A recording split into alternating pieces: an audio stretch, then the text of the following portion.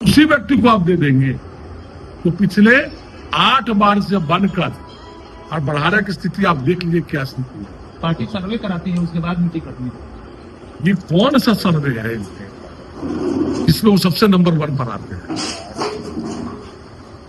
आपको लगता है कि निर्दलीय प्रत्याशियों की संख्या ड्यू टू बीजेपी के इस बार बढ़ारा में इतिहास बदलने वाला है। क्यों? क्योंकि लोग हर एक जगह लोग ना चाहते हुए भी, लोगों का मन है बट लोग ना चाहते हुए लोग लग रहा है कि नहीं फिर वही काम कैसे करेंगे। तो लोग कहीं ना कहीं लोग को तलाश रहे हैं, लोगों में देख रहे हैं। एनडीए के लोग भ्रम की स्थिति उत्पन्न हो गई।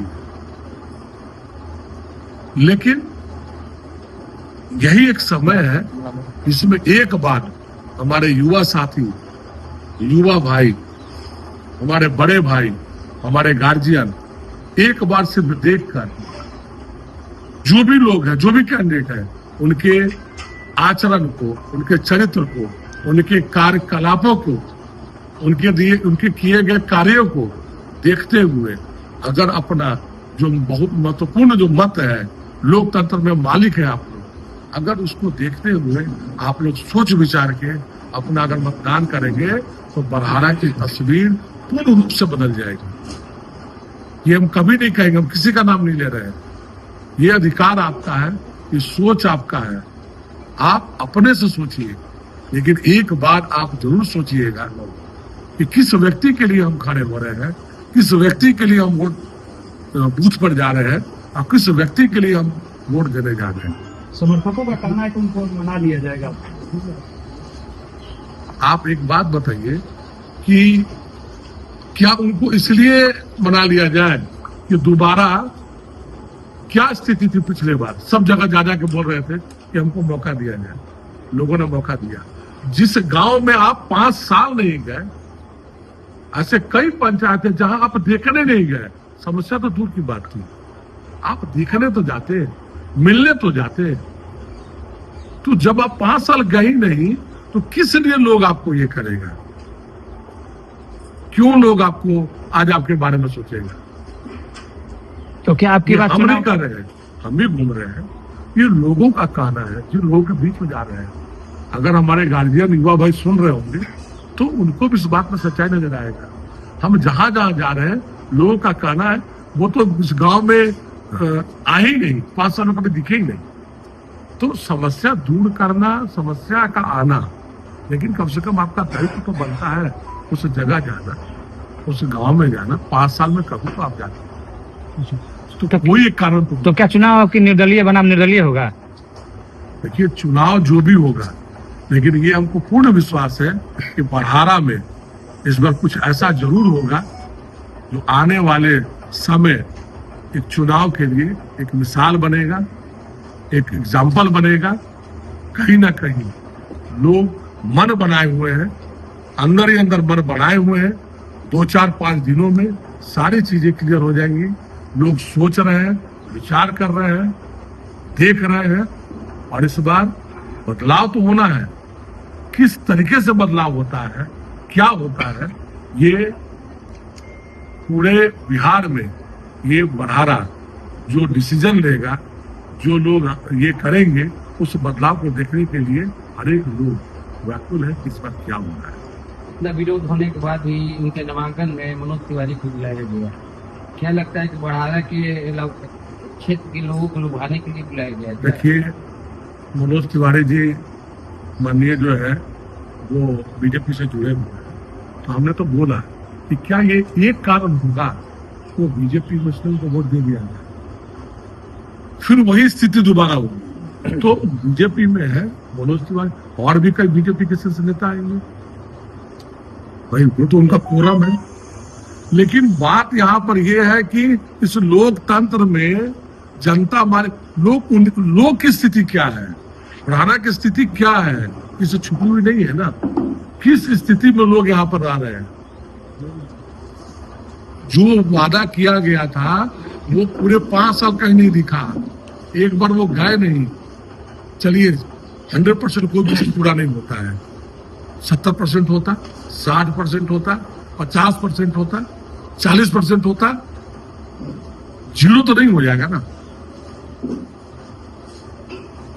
तो ये किस तरह का, किस हद से आप जो है लोगों के बीच में जाएंगे, क्या बोल के जाएंगे? उनका ये भी कहना है कि जो भी छूटे भटके काम होंगे आरके सिंह में, अगर मैं आता हूँ तो वो मैं काम पूरा कर लूंगा। दूसरा, आप आरके सिंह की बात किए, माननीय आदरणीय आरके सिंह जी थे, उन्होंने वो चुनाव में बहुत ईमानदार व्यक्ति, छवि के व्यक्ति है। उन्होंने अपने प्रेस कॉन्फ्रेंस में कहा कि कुछ लोगों ने मिलकर उनको हराया, उसमें इनका नाम सबसे पहले उन्होंने दिया। तो क्या कारण है, ये किस तरह की राजनीति चल रही है कि ऐसे ईमानदार व्यक्ति को मिल के आप हरवा रहे हैं? और अगर कोई आरोप लगाता है तो इसके बाद इनका स्टेटमेंट क्या आया कि ये मुखिया का चुनाव भी नहीं लड़ सकते हैं। ये किस आचरण को बताता है, किस व्यक्तित्व को बताता है? इतना घमंड क्यों है, किस बात का इनको इतना घमंड क्या है कि एक सांसद जो 2 बार यहां से जीते हुए थे, आप उनको कह रहे हैं कि ये इनका एज हो गया है और हार के बाद इनकी मानसिक स्थिति ये हो गई है और ये मुखिया का चुनाव नहीं जीत सकते हैं। कि किस चीज का घमंड है इनको? जो व्यक्ति, साफ छवि का व्यक्ति 2 बार यहां से सांसद जीत चुका था, आप उसको इस तरह का स्टेटमेंट दे रहे हैं? ये किस व्यक्तित्व को बताता है, किस बात का इनको घमंड है? अरे आपको लोगों ने 8 बार मौका दिया, ये आपके लिए आप बहुत सौभाग्यशाली थे, लेकिन घमंड किसी का नहीं रहा है, अहंकार किसी का नहीं रहा है। इनके ये स्टेटमेंट देते हैं कि हम पंडितों का जो है सर काट देंगे। ये किस तरह की भाषा है?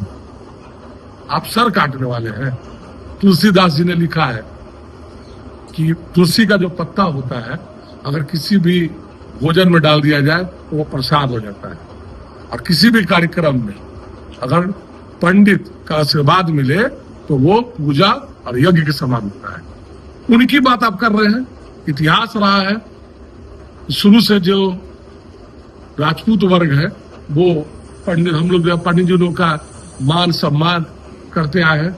आप उनके बारे में कहते हैं कि उनका हम गर्दन काट देंगे। ये कौन सा भाषा का उपयोग कर रहे हैं? क्या इसलिए उनको वोट दे दिया जाए? कुछ ब्राह्मण समाज, आपको कोई वोट दे या ना दे, इसके लिए आप उनको कुछ भी बोल देंगे। कल माननीय आरके सिंह जी ने कुछ बोल दिया तो आप कुछ भी बोल देंगे। तो ये अधिकार आपको किसने दिया है? आप माननीय हैं, आपको आपके भाषा पे आपका नियंत्रण होना चाहिए। लेकिन आज तक ना आपको बोलने में, ना आपके कान में। तो क्या कारण है, लोग क्यों आपको ये करेगा? आपको तो लोग हाथ में उठा के रखा था 5 साल पहले, एक उम्मीद से लोग देखा था। तो इस बार पूरा उम्मीद है कि जो बढ़ारा के हमारे अभिभावक हैं, खासकर युवा साथी जो है, वो इस बार बदलाव करेंगे। और जो लोग काम किए हैं कहीं ना कहीं, और एक बार अगर निर्दलीय कोई व्यक्ति जीत के जाता है तो आने वाले समय में बढ़ारा में एक इतिहास होगा कि कोई भी व्यक्ति अगर टिकट पे आता है, लड़ता है, तो उसको ये ध्यान में होगा कि अगर कुछ गलत करेंगे